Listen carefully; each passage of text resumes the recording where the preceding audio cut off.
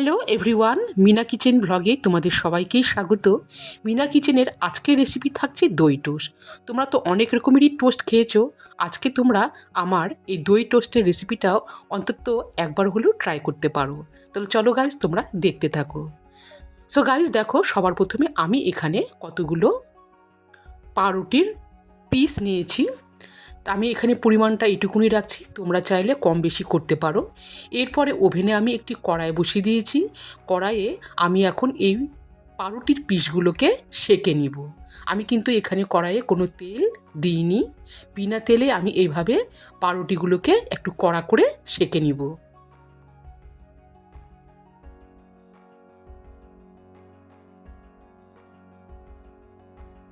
এইভাবে পাউরুটিগুলোকে আমি সেঁকে তুলে নিচ্ছি। এরপরে বাদবাকি যেগুলো আছে সেগুলো আমি ঠিক এভাবে সেঁকে তুলে নিব। তো দেখো বন্ধুরা, সব পাউরুটিগুলো সেঁকে আমি একটি পাত্রে রেখে দিলাম। এরপরে আমি একটি পাত্র নিয়েছি, এই পাত্রে দিয়ে দিচ্ছি এখানে টক দই। টক দই দেওয়ার পরে দিয়ে দিচ্ছি সামান্য পরিমাণে লবণ, আর দিয়ে দিচ্ছি এখানে ভাজা জিরের গুঁড়ো, দিয়ে দিচ্ছি সামান্য পরিমাণে শুকনো লঙ্কার গুঁড়ো। সমস্ত উপকরণ দিয়ে আমি চামচ দিয়ে ভালো করে নাড়িয়ে নিচ্ছি।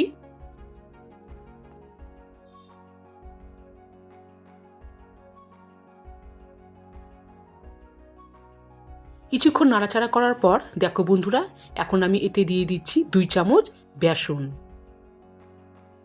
আর তার সাথে এখানে দিয়ে দিচ্ছি গোলমরিচের গুঁড়ো, আর দিয়ে দিচ্ছি সামান্য পরিমাণে হলুদ। এখানে কিন্তু হলুদের পরিমাণটা বেশি দেওয়া যাবে না। তাহলে এখানে সমস্ত উপকরণ দেওয়ার পর এইবারে আমি কিন্তু এখানে অল্প সামান্য পরিমাণে জল অ্যাড করলাম। জল অ্যাড করে এবারে আমি ভালো করে নাড়িয়ে নিলাম। আবারও আমি আরেকটুখানি জল দিয়ে এবারে ব্যাটারটাকে কিন্তু পুরোপুরিভাবে ভালো করে এখানে নাড়িয়ে নিচ্ছি। তবে খেয়াল রাখতে হবে, এখানে কিন্তু ব্যাটারের পরিমাণটা একটু ঘনই হবে। সো গাইজ দেখো, এখানে কিন্তু ব্যাটারটাও একদম রেডি, তোমরা দেখে বুঝতে পারছো। এখানে বেসনের ব্যাটারটাও তৈরি। এরপরে ওভেনে আমি আবারও কড়াই বসিয়ে দিলাম। কড়াইয়ে আমি এখন 1 চামচ 2 চামচ করে এখানে ঘি দিয়ে দিচ্ছি। ঘি দেওয়ার পরে আমি এখন ব্রাশ করে নিচ্ছি। এ দেখো বন্ধুরা,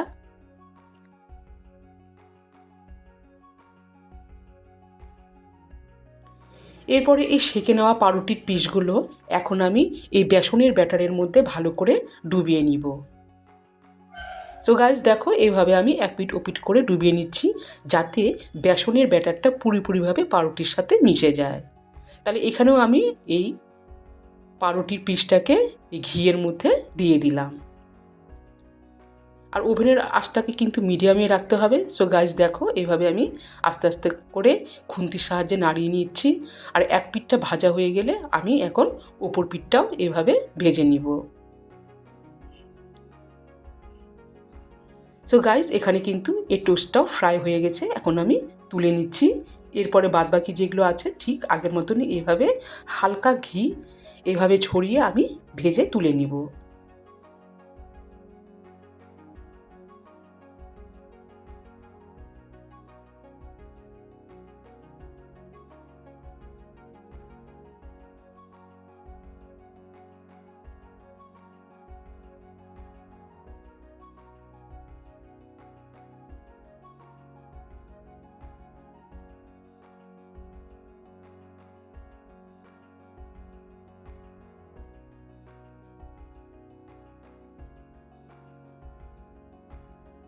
সো ফ্রেন্ডস, সব দই টোস্ট এইভাবে আমি ভেজে তুলে নিলাম।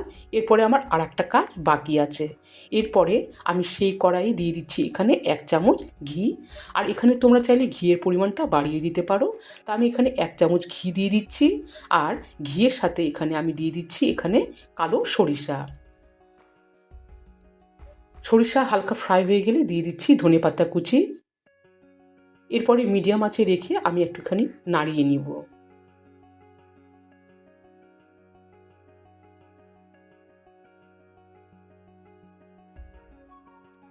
সো ফ্রেন্ডস দেখো, এর প্রসেসিংটা আমার এখানে হয়ে গেল।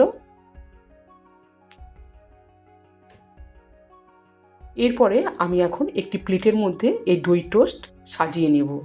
সো গাইস দেখো আমি দুটো করে টোস্ট এইভাবে সাজিয়ে নিচ্ছি।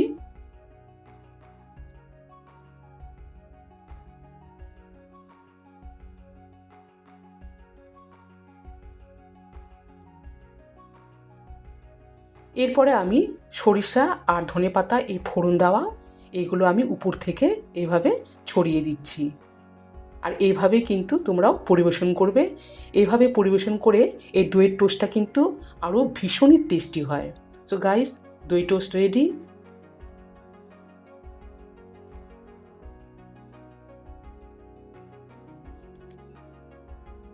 সো ফ্রেন্ডস, আজকের এই দই টোস্ট রেসিপিটা কেমন হয়েছে অবশ্যই কমেন্ট করে জানাবে। আর যারা নতুন এখনও আমার চ্যানেলটিকে সাবস্ক্রাইব করোনি, সাবস্ক্রাইব করার অনুরোধ রইল।